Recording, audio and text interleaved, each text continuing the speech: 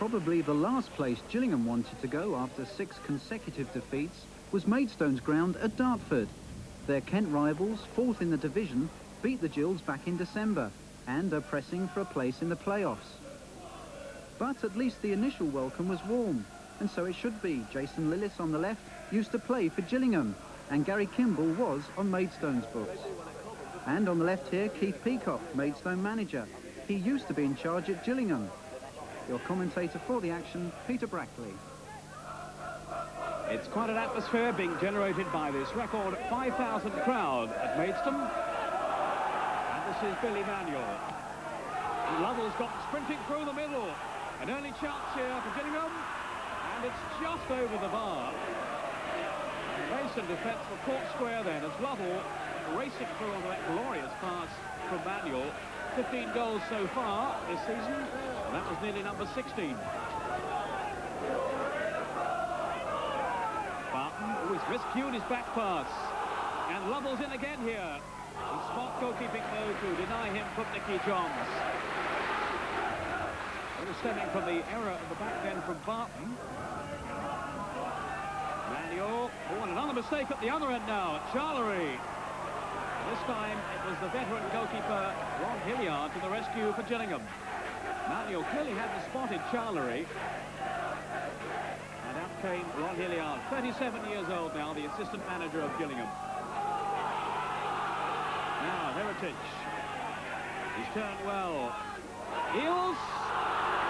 And he will feel he should have scored then. He was in the clear. And that really is typical of the kind of luck that Gillingham have having in front of goal.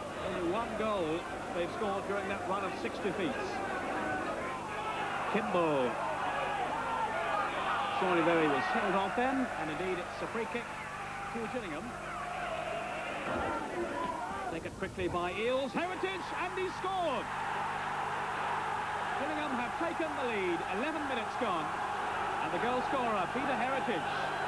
So what a change in fortune for him. He's been having a lean time lately. He was substituted on Saturday and indeed jeered by the crowd, so that's some response from him. And it was a static Maidstone defence, and the offender there, Jesse Roast, who failed to cover the header then. So it's been a bright opening to the game for Gillingham. Here's Lovell, off the bar, and hooked away to safety. And Maidstone were lucky to get away with that then.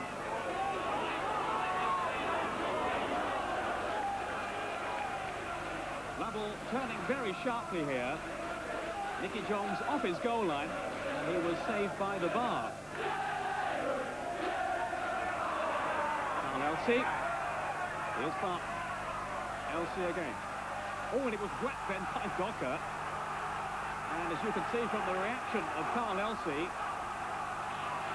clearly that tackle from Docker did catch him. And tempers are getting very frayed here. Then we can see it again in slow motion, and it looks twice as bad.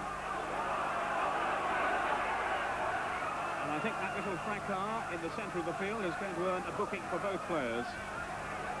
The referee certainly reaching for the yellow card for Ian Docker. And the same punishment applies for Carl Elsey. Maidstone have had plenty of possession in this game without really making good use of it. Here's Golly. Oh, and he's caught in possession then. Now, away goes Heritage. He has Lovell in the middle. And Docker arriving now. And again, it was excellent goalkeeping by Nicky Johns to prevent Gillingham from scoring a second goal. And I wonder Keith Peacock's looking pretty worried down there on the bench.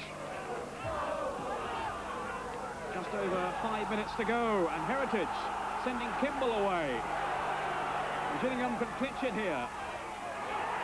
Here's Docker. Oh, just over the bar.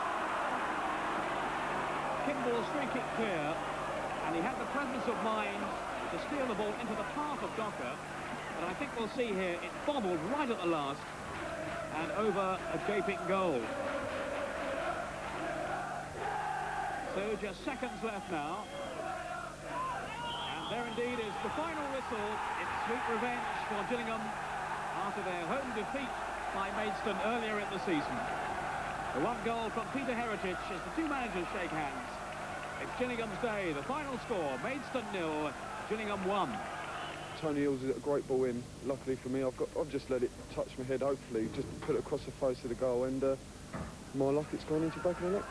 And what was the feeling when you saw it looping over the goalkeeper and in the net? Relief. The strategy going in today was to be mean and miserable and not to give anything away. We knew what the pitch was going to be like. We knew it's not conducive to good football, so we didn't try and play any. We said we'd be mean and miserable and stop them playing and win every ball we possibly could.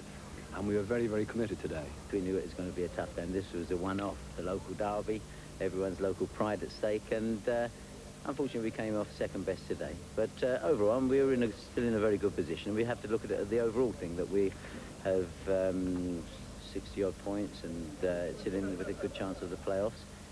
We've got 6 points out of the 9 over Easter, which is important.